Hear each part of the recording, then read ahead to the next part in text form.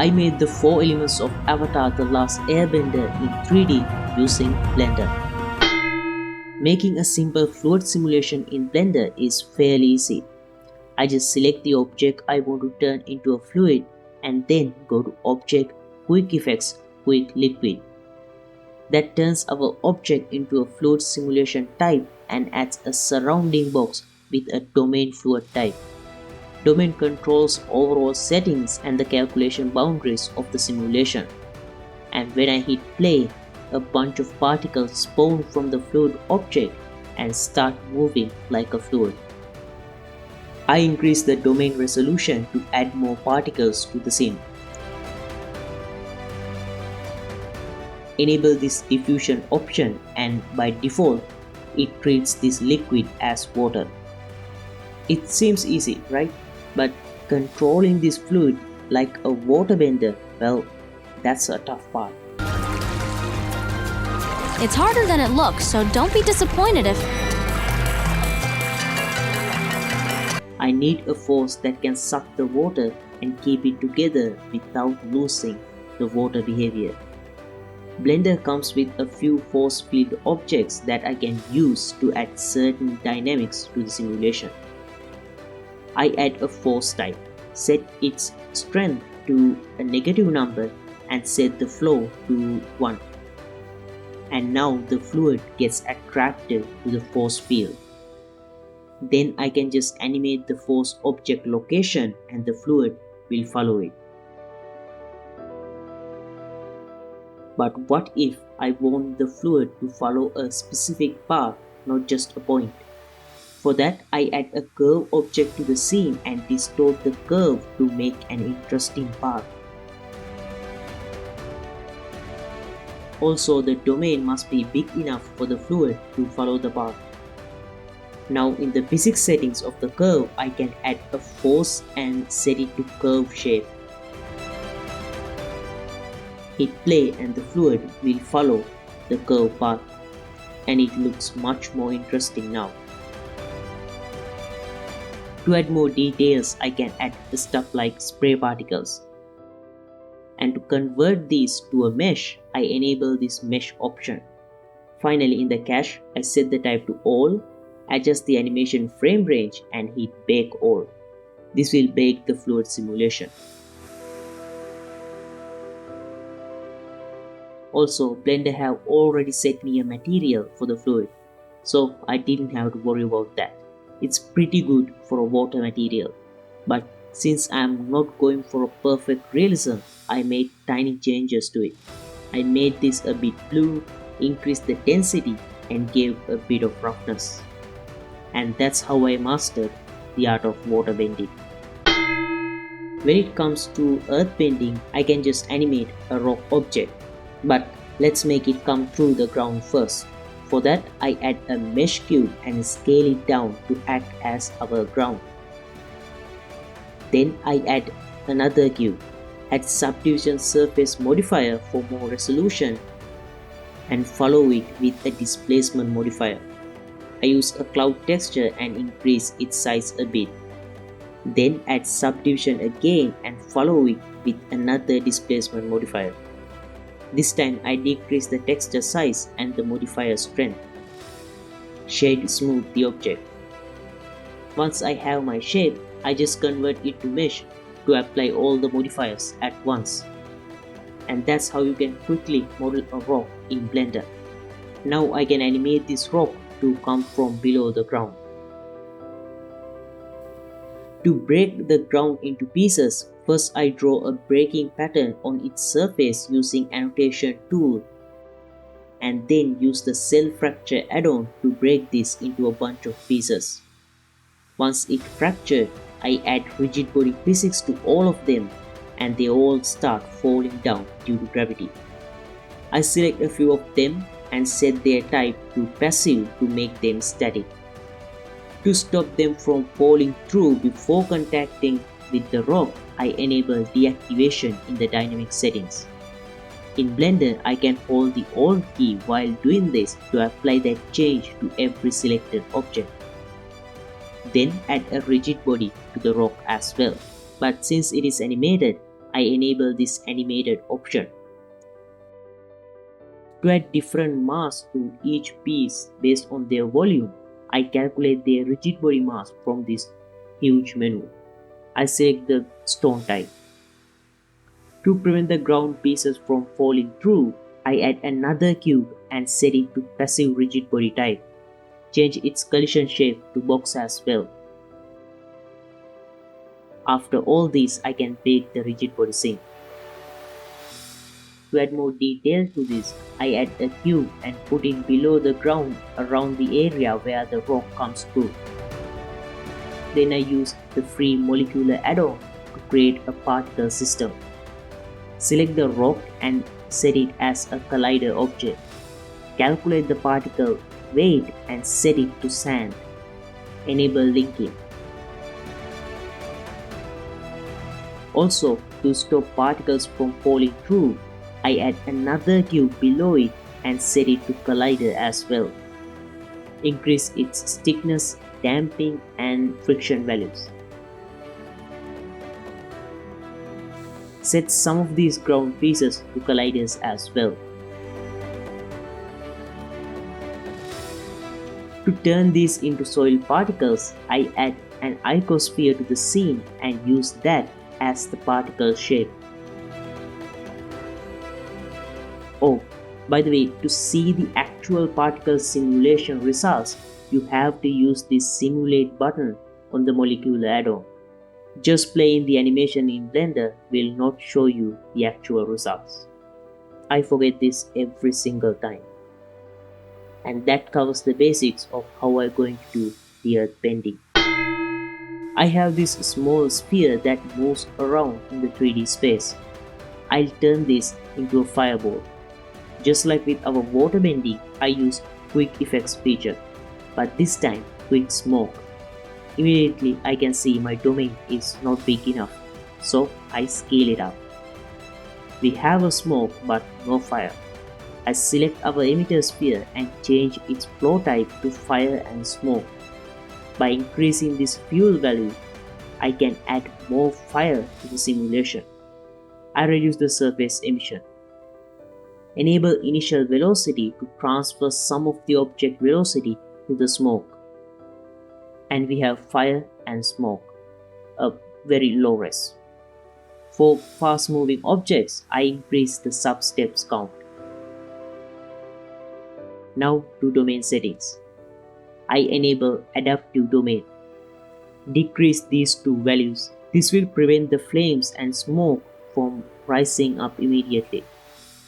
And decrease the vorticity a bit. Enable dissolve to make the smoke disappear after a while. Increase the fire reaction speed for a bit smaller flames. I enable noise for extra detail, but I reduce its strength to 0.2 and increase the domain resolution for more detailed simulation.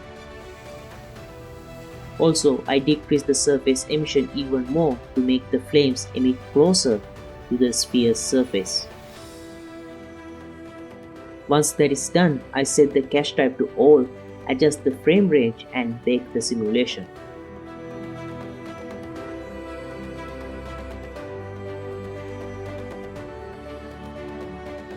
To make the fire material, I add a volume info node which contains our simulation data.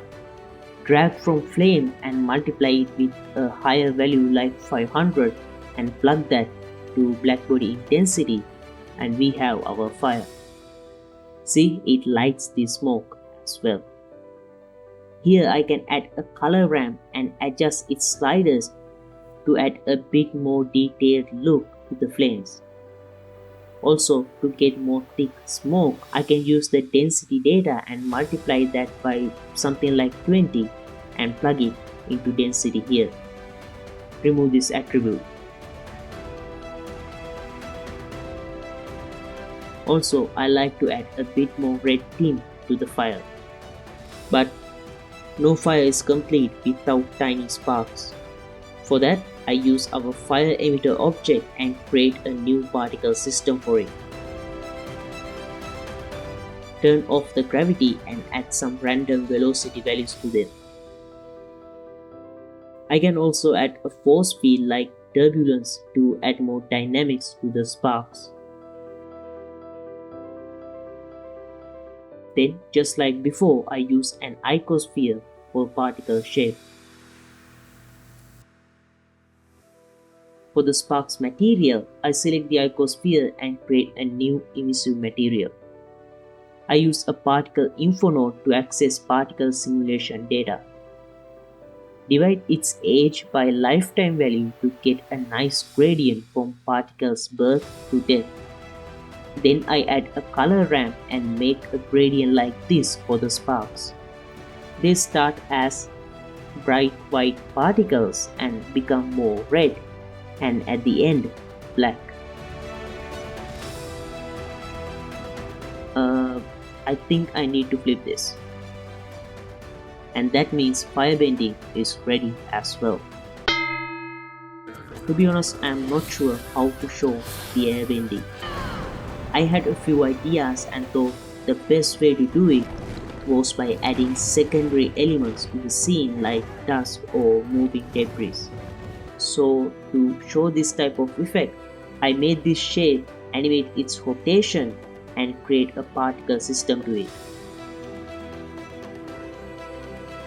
I remove gravity and add more normal velocity. This way I get this twirling vortex looking particle scene. I add a turbulence field to randomize the movement. Then I select the emitter and add a smoke effect just like before. Instead of mesh, here I use the particle system of the emitter to spawn smoke, enable initial velocity, and it creates this smoke simulation. Just like with firebending, I tweak some domain values a bit to get something like this. For the material, I just increased the density and gave it a dark yellow color to mimic a dust effect. Also, just like the water scene, I can make this dust follow a path as well. Add a curve and make the path deform. Add a force field to it and the smoke will follow it. For this one, it's better to use a different mesh like a sphere as the emitter and set its flow source to mesh and flow behavior to geometry, so it will not keep adding smoke to the scene. And that is our fourth and final element. And let's see how I put these together to make a simple recreation of this intro sequence. I start by quickly modeling a stage. To display each bending sign, I made a LED screen. I know Avatar World and LED screens might not align that well, but I saw a 𝒕𝒉𝒐𝒖𝒓 video and really wanted to implement that here. So I made a RGB pixel texture and used that to make an LED screen shader. If you get close to it, you can clearly see the pixels. And for the characters, I found some free models online that kinda fits the scene and made tiny changes to them. I rigged them using Accurate. To animate the characters for the first time, I started using Cascadeur. It helps you to create physically accurate animation quickly. This is the first time I am using this and I definitely made some mistakes. But luckily, before I finished animating, I did a quick test to see how I could export from Cascadeur to Blender without having any issues. And well, it took me some time to make that work. So I export characters that rigged in Accurate for Unreal Engine skeleton and import that to both Blender and Cascadeur. Make sure when importing to Blender, don't adjust the orientation or remove leaf bones. Whenever I did that, animation imported from Cascadeur just didn't work. Anyway, Cascadeur was fantastic. Although it's my first time using it, I was able to animate characters very quickly, and you will see me using this a lot in the future. Some of these characters had growth paths that needed a simulation. For those, I adjust the animation to slowly blend from their rest pose to the starting pose. This way, growth simulation has enough time to settle in before the animation starts. Using the same technique I used earlier, I was able to create the water bending effect for the first scene, and for the earth bending, instead of rigid body seams to break the ground, I use knife tool to make some cuts on the surface and use shape keys to animate them opening because the ground is metal. Also, I use the molecular particle scene to add some dust to the effect. And for the air bending, I added some leaves and sticks to the ground using a particle system and made them react to the air bending using a turbulence field. In the final avatar scene, to make the stick fly towards the avatar's hand, first I drop it from there using a rigid body sim. Then bake that sim into keyframes and reverse those keyframes. Simulation always didn't exactly end up as I expected. I had some issues rendering the fire sim, increasing the water simulation speed, broke the sim, and I wasn't able to add spray or pour particles to the water simulation because Blender kept crashing whenever I tried to bake them. Other than that, everything turned out okay. Then I rendered all these scenes using the help of Fox Render Farm, a powerful online rendering service. Use the link in the description to get a $50 render coupon to render your next big animation in Blender. Once the render is done, I did some post-processing and some sound effects, and here are the results. Water. Earth. Fire. Air.